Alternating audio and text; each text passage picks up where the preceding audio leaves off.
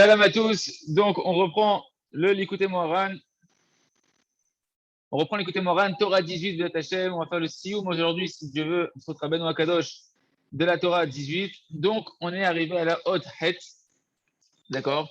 On a expliqué dans la haute Zaïn tout le lien du but pour lequel le monde il a été créé, pour lequel chacun a été créé. Que ce but-là, c'est les plaisirs du monde futur. C'est le plaisir de la connaissance, de la conscience d'Hachem, que tout est pour le bien, de remercier Akadosh Baruch Hu, de comprendre, Mamash, que tout est entre les mains d'Hachem, par amour d'Hachem, et de pouvoir être en extase dans le remerciement d'Akadosh Baruch Hu. Ce plaisir-là, ce but-là pour qu'on a été créé, s'appelle le Tachlit. On a dit que le Tachlit, c'est le but des choses, et que ce but des choses, il a germé dans la pensée d'Akadosh Baruch Hu avant même la création du monde. Pourtant, on voit que ce but, il va être obtenu à la fin du monde. Quand Mashiach va venir, à la fin de la réalisation de tout ce passage, depuis Adam Arishon jusqu'à la venue du Mashiach, c'est à la fin qu'on atteindra le but où on pourra profiter des plaisirs de ce monde-là. Et pourtant, ce but-là, il a commencé à germer dans la tête d'Akadosh Baruch Hu.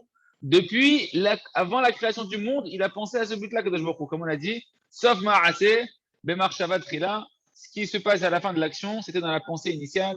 La fin de l'action de ce monde-là, ce sera le monde futur. Quand, avec Mashiach Tzidkenu, on pourra recevoir le Sachar, la récompense de tout notre travail, depuis tous les passages de notre Neshama, depuis Adam Arishon jusqu'à la venue du Mashiach. Sur Rabbeinu Akadosh, on pourra tout réparer et profiter pleinement de ce Sahara-là, surtout pour celui qui fait une bonne doute. Et donc, on voit que le Sof Ma'aseh, le Marshavat Trila, la fin de l'action, donc ce sera le plaisir du monde futur, il était déjà dans le projet initial, dans la pensée initiale d'Akadosh Baruch Hu. On avait vu que Tachlit, c'était le même mot que Techelet.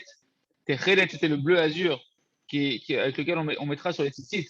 Qui en fait, quand on est sur les tzitzit, vous avez compris maintenant que quand vous voyez les tzitzit, ils ont une couleur de bleu de Techelet qui fait référence au ciel et qui nous fait référence au Tachlit. Quand on voit le bleu dans les tzitzit, et quand tout le monde verra le bleu dans les tzitzit quand il y aura Mashiach, c'est pour nous rappeler le Tachlit. Pour que dans ce monde-là, quand on est déjà dans ce monde-là, eh ben, on se rappelle constamment qu'on est là pour le Tachlit, on est là pour le but du monde futur, on est là pour le plaisir de la proximité avec Akadosh Baruch Hu, pour l'extase de la proximité avec Akadosh Baruch Hu, Vezé Aïkar, Boker Tov. Et ça, c'est l'essentiel. D'accord. On a expliqué que maintenant, le Techelet, il se fait avec un mélange de bleu, de blanc et de noir. C'était le Techelet qu'on met sur les tzitzit. Cette couleur-là, c'est un intermédiaire entre le blanc et le noir. On a dit que le blanc, ça faisait référence à la pensée initiale. C'est des choses qui sont limpides. Quand Akadosh Baruch Hu, il a voulu créer le monde, d'accord. Et ben, à ce moment-là, quand il a pensé, il a conceptualisé pourquoi il allait créer l'homme, c'était quoi le but pour lequel il allait créer l'homme. Donc le but, c'est le monde futur. Le but, c'est la connaissance d'Hachem, l'attachement à Hachem, le plaisir dans l'union à Akadosh Baruch Hu. Et ben, ça, c'est la pensée initiale. Ça représente l'avnunit amor, la blancheur du cerveau, la matière blanche qu'il y a dans le cerveau. C'est la blancheur, c'est le blanc, d'accord. C'est le but, c'est la pensée initiale. Après, on a dit c'est quoi le noir qui va se mélanger, parce que le techelet, le but, on a dit que le but, c'est comme le techelet, c'est un mélange entre le blanc et le noir. Donc le blanc, c'est la pensée initiale. Le noir, c'est quoi? Le noir, si c'est la pensée initiale, c'est le blanc. Le noir, ça sera l'action, d'accord. Sauf Ma'aseh, Marshavat Trila. On va passer de la pensée initiale à l'action. Quand on passe dans l'action, c'est obscur. Quand Akadosh Baruch Hu, il a créé ce monde-là, on passe par une phase, le porte-parole de la Chorma, il dit qu'on passe par une phase d'obscurité. Tout ce passage dans ce monde-là, c'est un monde qui est comparé à l'obscurité. On ne voit pas le but, on est dans la difficulté, on est dans l'action, on ne sait pas où on va, on n'a pas encore atteint le but qui était dans la pensée initiale d'Akadosh Baruch Hu. Et c'est tout notre travail à nous de pouvoir justement, dans l'obscurité de ce monde-là, eh ben, aller chercher la lumière, chercher le blanc qui est le but du monde futur, de penser constamment dans ce monde-là, dans l'obscurité, au monde futur qui est le plaisir de s'attacher à Akadosh Baruch Hu. Et quand on fait ça, on fait l'union justement entre le blanc et le noir, entre la pensée initiale d'Akadosh Baruch Hu, le but pour lequel il nous a créé, et le noir qui est l'action dans laquelle on est en train de vivre. Et ben, on est en train de relier notre action au but pour lequel on a été créé. Ça, c'est le Tachlit, c'est le Techelet, c'est ça le bleu azur. Et c'est ça qu'elle a dit. On a dit là, la voix céleste qui est sortie quand le dirigeant qui manquait de Emouna, il a voulu prendre le poste de la direction du Ham Israël, une voix céleste, donc il a voulu attraper cette boîte au trésor, là, cette boîte qui était dans la mer, avec les pierres précieuses. La voix céleste, elle est sortie, elle lui a dit, qu'est-ce que tu viens prendre cette boîte qui appartient à la femme de Rabbi Chanina ben Dossa, dans laquelle on va mettre dans le monde futur le Techelet pour les tzadikim, le bleu azur pour les tzadikim, merci de là-bas. Et donc maintenant, on comprend que justement, cette voix céleste, elle est venue, comme on l'a dit, dire tu n'as pas droit de prendre la place du dirigeant du Ham Israël parce que ta émouna n'est pas totale. Et c'est seulement celui qui a une foi totale et qui est déjà dans ce monde-là, il est connecté au monde futur, au but du monde futur. C'est ça qu'elle représente, cette boîte. Cette boîte, on a dit, c'est Argaz, ça représentait la colère. Rogez, la boîte et la colère. Les pierres précieuses, c'était celui qui transforme la colère en miséricorde. C'est ce que nous, on doit faire pour dévoiler le tzaddik, qui le tzaddik lui-même est capable de transformer la colère d'Hachem en miséricorde. D'accord? Et qu'est-ce qu'on doit mettre dans cette boîte-là? Le techelet. Le techelet, c'est le but, parce que le tzaddik, c'est lui qui est détenteur dans ce monde-là, alors que personne ne peut y avoir accès tant que Mashiach n'est pas venu. Il a déjà accès au plaisir du monde futur, au but pour lequel on a été créé, au techelet. Et à travers lui, il peut donner ça au monde entier. Ceux qui se rapprochent de lui, plus on se rapproche de lui en cachant notre colère et en transformant en miséricorde, plus on aura accès au tzaddik et au plaisir du monde futur dans ce monde-là. Et donc la voix céleste, elle sort, elle dit, mais qu'est-ce que tu viens prendre toi ce rôle-là, alors que tu n'as pas une foi totale et que tu n'as rien à voir avec le but du monde futur. Tu ne peux pas avoir accès à la place du dirigeant du Ham Israël. Et maintenant, on rejoint là où on s'est arrêté, on commence à être traite. C'est quoi? Pourquoi c'est une voix céleste qui est sortie du Rabbeinu Kodosh? Pourquoi une voix céleste, elle est venue parler? Elle a dit oui, c'est la boîte de la femme de Rabbi Chanina ben Dossa. On a dit que Rabbi Chanina ben Dossa représentait la Emouna totale. C'était le tzaddik de la génération qui avait une Emouna totale. Et sa femme, ça représentait le fait qu'il avait la perfection. Celui qui a la Emouna totale, il a la perfection. Il a le secret et la perfection de toutes les lettres par lesquelles Hachem a créé le monde. D'accord? Ça, c'était le résumé jusqu'à présent. On commence maintenant la lettre Chet. Pourquoi précisément c'est une voix céleste qui est sortie? Ou parce qu'en réalité, la voix céleste, elle fait référence au but de toute chose. On va voir que Rabbeinu va donner une définition un petit peu physique de la voix céleste, de cette voix qui sort, d'accord, qui sort du ciel. Il va donner une définition physique un petit peu en disant que la voix qui sort, eh ben, elle va avoir pour effet de transformer chaque chose, de transformer le début de chaque chose en sa fin. C'est-à-dire qu'une chose, elle a un début, elle a une fin, et cette voix céleste, eh ben, va faire que la fin va devenir le début. On va expliquer, vous allez voir, ça va s'éclaircir au fur et à mesure. Et donc, en réalité, mais à père kol davar merosho les sofo, donc du début à la fin, chez Ouatachlit. Donc la fin, c'est le but. Donc elle arrive à amener une chose qui était dans la pensée initiale, eh ben, elle l'amène à son but, à la fin. C'est le but pour lequel cette chose-là a été créée. Cette voix céleste, elle est dans la dimension du chacham, de l'homme intelligent. Parce que la Pirkei Avot nous dit, dans ma Masechet Tamid, c'est marqué, c'est qui l'homme qui est intelligent? C'est qui l'homme qui est intelligent? Aroet Anolad. Celui qui voit le futur, celui qui anticipe, celui qui est dans un moment, qui est au début, avant même d'agir, il pense déjà à la conséquence de ses actions. Et donc, il est déjà dans le début, dans la fin. C'est-à-dire qu'au début, avant d'agir, il se projette déjà à la fin de l'histoire et il fait tout dans sa tête, les enchaînements des situations qui vont se passer et il vit la fin au début. C'est celui-là le chacham. C'est celui qui, avant d'agir, il ne dit pas oh purée, comment je suis arrivé là? Non. Avant d'agir, il réfléchit où est-ce qu'il va arriver s'il agit comme ça et donc il attache la fin au début. Il réfléchit à ce qui va se passer et dès le début, il en prend conscience pour pouvoir savoir comment agir. Chez où Asov à Tachlit, que c'est ça la fin et le but. Le Chacham, c'est celui qui est connecté au but, celui qui est connecté à la fin des choses dès le début. Quelqu'un qui fait une affaire, je pense que les hommes d'affaires qui nous écoutent, quand ils n'agissent pas sur un coup de tête. C'est-à-dire qu'ils sont là, ils planifient, ils réfléchissent, ils regardent, ils font un projet, ils mettent des étapes. Et donc, dès le début, avant même de commencer la première action, ils ont déjà planifié jusqu'à la fin le résultat qu'ils veulent obtenir. Et donc, ils vivent la fin dès le début. Ils attachent la fin au début. C'est ce qu'on a dit, sauf Ma'aseh, le Marshavat Trila. La fin de l'action, elle sera en fait dans la pensée initiale parce que tu te projettes dès la pensée initiale à la fin de l'action. Ce qu'on appelle vivre le but au moment présent. D'accord? Et donc, ce Chacham là, il est comme cette voix céleste. On va expliquer pourquoi la voix céleste elle est comme ça. Il transforme le début en la fin. Parce que dès le début, il est déjà en train de vivre la fin de l'histoire pour pouvoir bien se comporter. D'accord? Parce qu'il voit déjà dans sa pensée la fin de l'histoire. Et d'après les paroles de Rabbi Nathan qu'on a expliqué au-dessus, que toute cette image de blanc et de noir qui se mettent ensemble pour faire le Techelet, qui est le bleu azur, qui est le but, avec l'histoire qu'on avait vu que comment le scribe, il écrit du noir avec l'encre sur le parchemin qui est blanc et que là-bas c'est un mélange de noir et de blanc, et là-bas il y a le but qui se cache là-bas. D'accord? Donc on voit aussi combien dans la Torah de Chat qui est écrit du noir sur du blanc, et bien combien là-bas il se cache le but de toute la création qui est cachée là-bas. Rabbi Nathan nous avait dit ça fait référence au cerveau de l'homme, dans le cerveau de l'homme. Et on comprend bien maintenant que dans le cerveau de l'homme, il y a la pensée initiale, que c'est le blanc, et il y a toutes les actions, que c'est le côté obscur de la matière qui va se passer après, et que l'homme, donc du coup, Ezeo Chacham, c'est qui le Chacham? Celui qui est dans son cerveau déjà. Hein. Donc le blanc, c'est le cerveau, c'est la pensée initiale, le côté limpide de la pensée initiale. Il voit le futur de l'action il voit la fin de l'action qui est le noir, et là-bas, il transforme la fin en un début, ou le début en une fin, et ça, c'est le tachlit. C'est le techelet, c'est le bleu azur.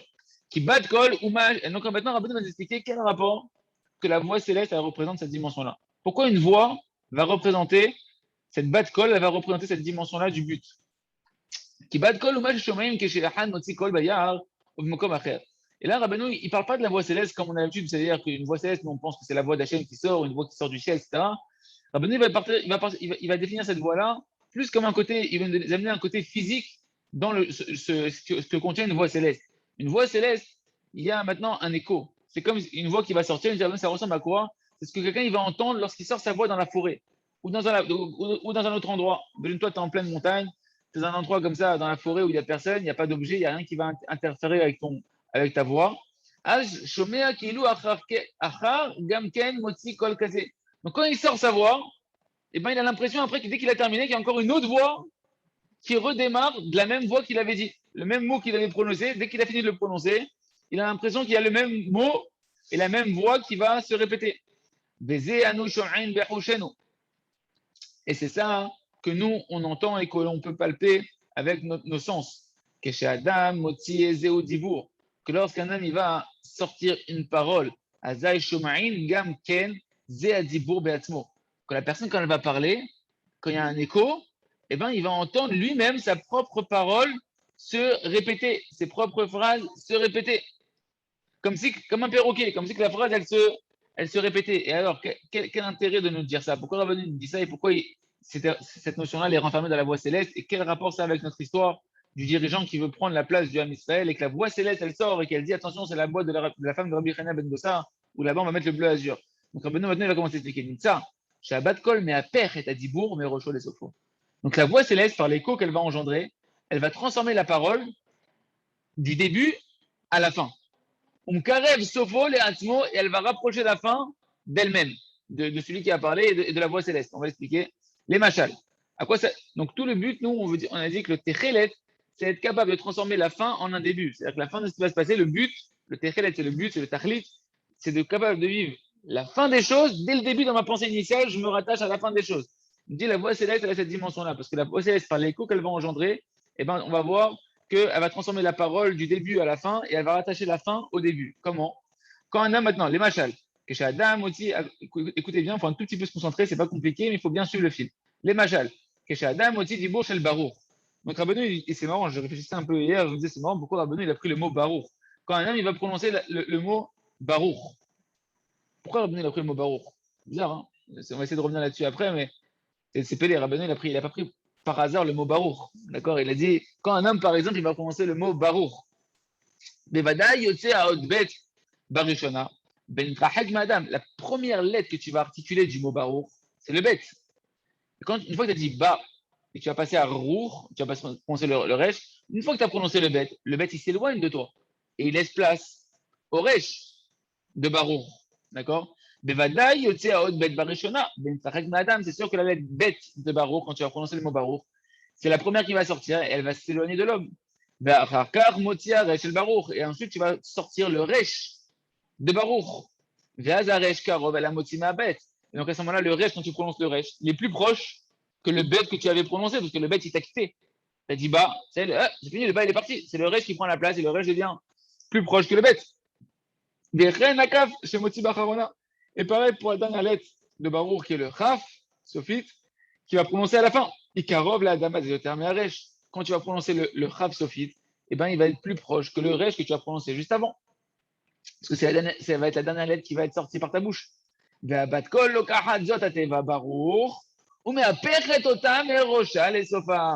maintenant, la voix céleste, elle va prendre ce mot barour. La voix céleste, c'est le fameux écho qu'on va entendre, d'accord? En fait, ce que Rabbeinu il dit la bat kol, c'est comme la fille de la voix. Hein, et on ne parle pas tellement de la voix céleste ici, c'est plus dans le sens étymologique bat kol, la fille de la voix. C'est-à-dire que tu as une voix qui est sortie, et elle va donner une fille, c'est une autre voix qui va être derrière, c'est un écho. C'est plus comme ça qu'il faut entendre le son de bat kol. Sinon, ça nous perturbe un peu quand on imagine la voix céleste. Là, il faut imaginer surtout le côté de l'écho. Bat kol, la fille de la voix, tu as une voix qui vient, tac, et il y a sa fille derrière que tu vas entendre, c'est l'écho. Et qu'est-ce qui se passe avec la bat kol? Donc, avec ce fameux écho, eh ben, elle prend ce mot-là, le mot barour, et elle va le transformer. Elle va transformer ce mot barour et elle va transformer Mirocha, les sofas, son début, elle va la transformer en fin. On met à Pechet et à Bet, et tu Karov, la dame, le terme Aresh. Qu'est-ce qu'on avait dit, nous? On avait dit quand tu prononces toi-même le mot barour, Bet, c'est la première lettre que tu sors. Après, elle s'éloigne de toi, et il y a le Resh qui prend la place de barour. Et le Resh, il va être plus proche que le Bet. Parce que le Bet, il s'est éloigné de toi maintenant, d'accord? Maintenant, quand la voix céleste, elle vient, qu'est-ce qu'elle fait, la voix céleste? Eh ben, la voix céleste, elle te fait réécouter le Bet. Et donc, le Bet redevient plus proche de toi que le Resh de ta première parole. Le Bet de l'écho que tu entends de Barour, il redevient plus proche que le Resh que tu avais prononcé de Barour dans la première fois où tu l'as prononcé. D'accord? On met à Peret et ta bête, donc elle va transformer le bête qui était éloigné, elle va le remettre plus proche de toi maintenant que ce qu'il était auparavant. Et pareil pour le Resh, elle va le rendre plus proche que le Kav quand elle va faire l'écho du Resh de Barour. Quand tu vas entendre l'écho de Barour et tu arrives au Resh, ben le Resh va redevenir plus proche que le Kav Sophite que tu avais prononcé initialement quand tu avais dit le mot Barour. Ninsa, Shachav, Sheisov, et Tachlit, Shelateva, שהייתה רחוקה מתחילה מהבת קול, בתכלית הריחוק, עכשיו היא קרובה בתכלית הקירוב. Et donc, la voix céleste, quand la voix céleste, elle a commencé, quand elle commence la voix céleste, donc quand l'écho, il va commencer, l'écho, il va, t'as dit, Baruch, et t'as fini. T'as fini avec quoi? T'as fini avec le Kav Sophite. Quand l'écho, il commence par la lettre bête. Donc, la lettre qui est éloignée de lui, c'est le Chaf Sophite que tu avais prononcé auparavant. Et pourtant, la bat kol, eh ben, à la fin de son écho, elle va rapprocher de nouveau le Chaf, et le Chaf va être la chose la plus proche de la bat kol à la fin, puisque dans l'écho, la dernière lettre qu'elle va reprononcer l'écho, c'est la dernière lettre que tu avais prononcée toi-même, qui était le Chaf. Et donc, elle a transformé la fin, ce qui était éloigné, elle l'a rapproché d'elle-même, cette dimension de pouvoir rapprocher ce qui est éloigné, de vivre le but des choses qui est très, très éloigné de nous, de penser au monde futur, de penser au Sahar, de connaître Hachem, de sentir Akadosh Baruch Hu, d'être lié à Akadosh Baruch Hu, de sentir l'extase d'Akadosh Baruch Hu, que c'est quelque chose qui est éloigné de nous. Et bien, on est capable de le rapprocher et de le vivre dans l'instant présent. C'est ça tout le conseil, c'est ça toute la proximité des tzadikim, c'est de pouvoir vivre la fin des choses déjà dans ce monde-là. Et c'est ça que la voix céleste, elle vient ici, la voix qui est l'écho, elle vient nous donner comme allusion ici. Car c'est ça qu'on entend chez Bat Kol, Motzi Tevat Baruch, que lorsque la voix céleste, eh ben, quand l'écho, il va sortir le mot Baruch, Betrila Bet, Vachakar Resh, Vachakar Kaf. Au début, il y aura la lettre Bet, après la lettre Resh, après la lettre Raf. Nimsa Sheachaf, Shei Atachlit, Shaya Mitrila Betachlit, Achum Bat Kol. Donc il se trouve donc que la lettre Chav de Baruch, la lettre Chav Sophite, qui représente le but, c'est la fin du mot. Pour prononcer un mot, le but, c'est que tu entends toutes les lettres. Si tu n'as pas la dernière lettre, si je t'arrête à B, Ba, je ne sais pas de quoi je parle. Il faut que j'arrive jusqu'à Baruch. Et quand je vais prononcer le Chav Sophite, qui est le but que tout le mot renferme, c'est jusqu'à que j'arrive au Chav Sophite. C'est que lorsque j'aurai prononcé le Chav Sophite, que cette dernière lettre renferme en elle le but du mot que je voulais dire, et bien qu'à ce moment-là, tu vas comprendre le mot. Et bien tu vois que ce Chav Sophite-là, il était très éloigné de l'écho. Parce que l'écho, quand il commence l'écho, il commence par le bet. Et donc le Chav Sophite, il était éloigné de lui. Qu'est-ce qu'il a fait? Au début, le Chav Sophite était très éloigné de l'écho. Mais l'écho, comme il répète chaque lettre, Bet, Rej, Vav, Chaf, eh ben, il va rapprocher ce qui est éloigné de lui, il va le rapprocher extrêmement proche de lui, puisqu'au final, l'écho va rester avec le Chaf Sophite comme lettre la plus proche qu'il va prononcer, qui a Batkol, Afach et Tateva, parce que la voix céleste, cet écho-là, il a transformé le mot, d'accord? Et donc le Chaf qui a été dit en dernier, il se trouve qu'au final, eh ben, maintenant, il va être la lettre la plus proche de l'écho, et il représente le but. Donc, petit résumé tout simple, juste de comprendre le combat, parce que c'est assez théorique et on peut s'y perdre un petit peu. Cette voix céleste qui sort dans le conte de la Gemara, il vient de faire référence à l'écho, que l'écho il a cette capacité de transformer ce qui est à la fin, de le ramener au début. De ce qui est éloigné, de le ramener proche. Pour nous, ça veut dire quoi? Concrètement, c'est de se rapprocher du tzaddik. Parce que le tzaddik, c'est que lui qui peut te faire vivre dans le moment présent, ce qui est très éloigné de toi et de ta pensée, qui est la pensée initiale de Kadosh Baruch Hu, qui est le but de la fin du monde, de la fin de ta vie. Toi, tu vis ce monde-là, tu es là en 2021, ok, entre le travail, ta femme, tes enfants, ta recherche de ta femme, ton Yetzirara, ta parnassa, tes vacances, tes machins. Très difficile de se projeter dans le monde futur. La plupart du temps, on te dit de commencer ta journée en pensant la première pensée au monde futur, c'est ce que Rabbeinu Akadosh nous demande, de penser dès le début de penser au monde futur, dès le début de la journée pour pouvoir être attaché à Kadosh Baruch Hu dans toute la journée. Et bien, sachez que le tzaddik, c'est ça sa mission. Le tzaddik, c'est lui qui renferme dans la boîte, le coffre au trésor qu'on a vu dans l'histoire. Le tzaddik, dans l'histoire, qui a ce coffre de pierres précieuses dans lequel il va avoir le techelet, le bleu azur qui est dedans, c'est que le tzaddik, il contient le tachlit.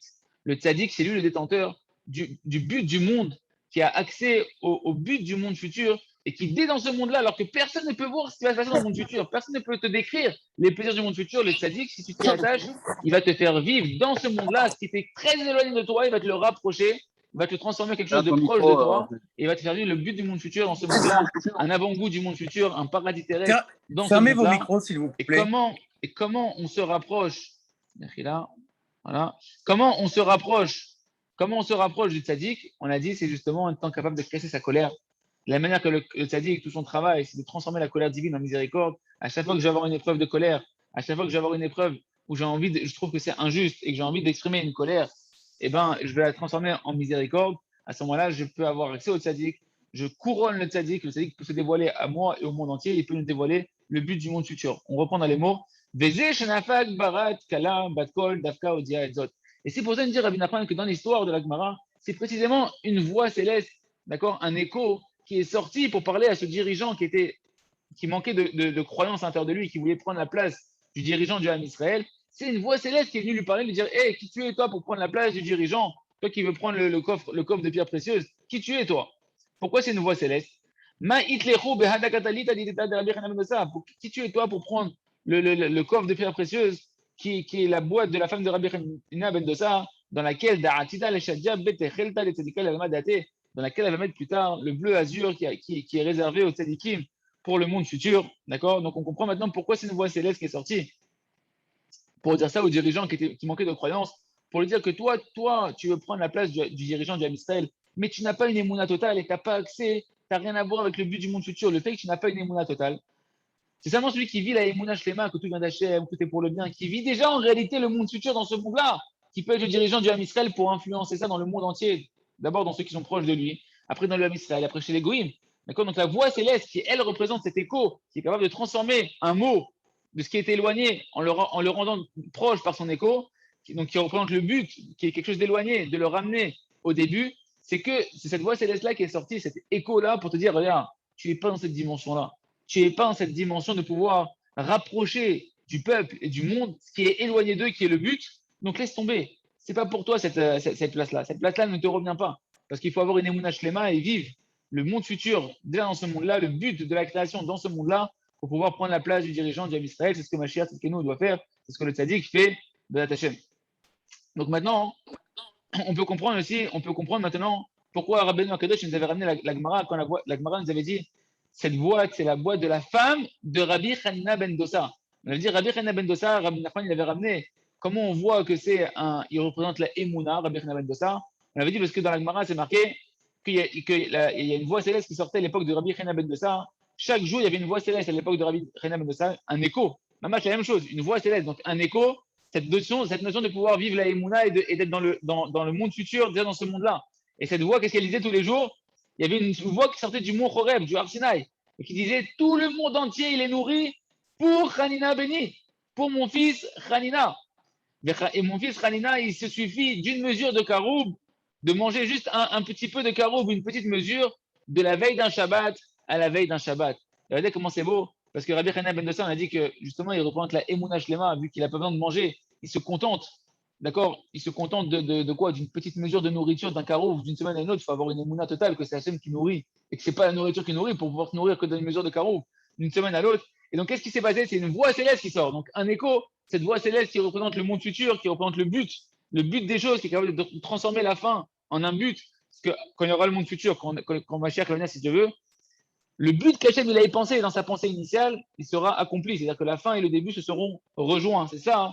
Tout le but, c'est de prendre la fin, sauf Marasé, mais Marshava Trila, de ramener la fin de l'action à la pensée initiale. Donc cette voix céleste, elle représente ça. Et cette voix céleste, elle sort à l'époque de Rabbi Hanina ben Dosa tous les jours. Et qu'est-ce qu'elle dit? Elle dit, sachez que chacun, il doit apprendre. Mais il m'a dit chez Loche, Chat Libo, les dans la maison. On doit apprendre de qui? Du tzaddik, de la génération. C'est qui le tzaddik? C'est Rabbi Hanina ben Dosa. La voix céleste, elle dit, regarde Rabbi Hanina ben Dossa, lui, il est complètement dans la Emouna, il s'est complètement détourné de ce monde-là. C'est-à-dire que dans ce monde-là, il vit déjà le monde futur. Il n'est pas dans la nourriture, il n'est pas dans la recherche de la parnassa pour avoir de quoi manger. Il mange une mesure de carouf d'un Shabbat à un Shabbat. C'est quoi d'un Shabbat à un Shabbat? Shabbat, on sait que Shabbat, c'est Ne'en Olam Haba. Shabbat, c'est un avant-goût du monde futur. Et donc, on est complètement dans cette dimension-là. La Gemara a pris Rabbi Chana ben Dossa pour te dire que regarde, il y a la voie céleste, donc le but de chaque chose. Il y a le tzaddik qui est rempli de Emouna. Et ce tzaddik-là, il vit déjà le Olam Haba, puisqu'il mange que d'un Shabbat à un Shabbat. C'est-à-dire qu'il se nourrit que de un avant-goût du monde futur à un avant-goût du monde futur. Il est que dans la dimension du monde futur. Et c'est que ce tzaddik-là, que ce tzaddik de la dimension de Rabbi Chana ben Dossa, de la dimension de la Emouna Shlema, qui peut être dirigeant du Ham Israël, parce que lui, il est déjà dans le but. Et c'est ça qui est renfermé cette notion de Rabbi Chana ben Dossa. D'accord? Et on peut comprendre maintenant, il dit Rabbeinu, le Rav Rouge, il dit Intel Ramaz Alpim Etakatou, Bishaya, Perek Dalet, Berega Katan Azavtir, Ovrachamim Gdolim et Kabetzer. C'est marqué dans le prophète Ishaïa, Kadosh Baruch Hu, il a dit, c'est ce qui est ramené dans Ishaïa 54, Kadosh Baruch Hu, il a dit en un seul instant, je vais t'abandonner. Je vais t'abandonner un petit instant. Mais par contre, dans une miséricorde extraordinaire, je vais te rassembler. À Kabetzer, c'est comme le kibbutz de Rabbeinu Akadosh. Je vais vous rassembler, je vais vous réunir, je vais vous rapprocher de moi dans une grande miséricorde. D'accord? Beshetzev Ketzev Istartif Anai, Rega Mimer, on précède Olam Rechamtir, Amar Golech Hashem. Donc, dans une colère, je me suis caché de vous, ne serait-ce qu'un seul instant, un petit instant. Donc, deux fois, on voit le mot instant. Je vous ai abandonné un instant. Je me suis caché de vous, j'ai caché mon visage de vous dans une colère d'un instant. Et par contre, dans une bonté infinie, je vais te prendre en miséricorde, comme ça par l'Hachem, ton délivreur. Et comme on l'a expliqué au début de la Torah 18, qu'on est en train de terminer par Hachem, on a vu que le fait qu'Hachem il cache son visage, ce qui représente la colère divine. La colère divine, c'est pas qu'Hachem est en colère, c'est juste que tu vois plus combien Hachem il t'aime, combien Hachem il est souriant, combien Hachem il prend plaisir de toi, combien Hachem il est fier de toi. Ça se cache de toi. Ça, c'est ne serait-ce qu'on a dit que c'est qu'un réga. C'est un petit instant de rien du tout. D'accord?